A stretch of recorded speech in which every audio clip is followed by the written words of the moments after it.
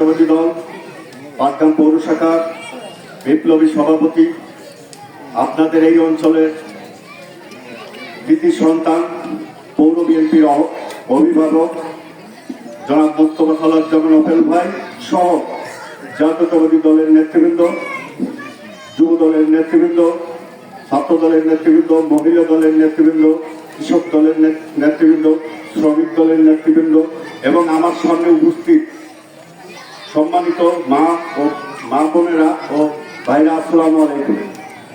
সময় খুব কম, আসলে দিনটি এখন সময় কম, তো তাই অনেকক্ষণ থেকে আপনারা অপেক্ষা করছেন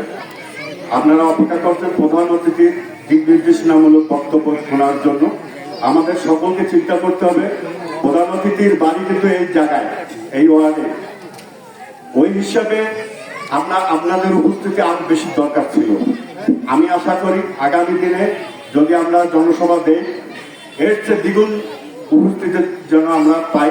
এখানকার উপস্থিতি লক্ষ্য করে কিন্তু বাকি 8টি ওয়ার্ডের উপস্থিতি হবে। তাই আমি বলবো, চিন্তার কোনো কারণ নাই। আমাদের সামনে সুদিন আসতেছে, সবাই দোয়া করবেন।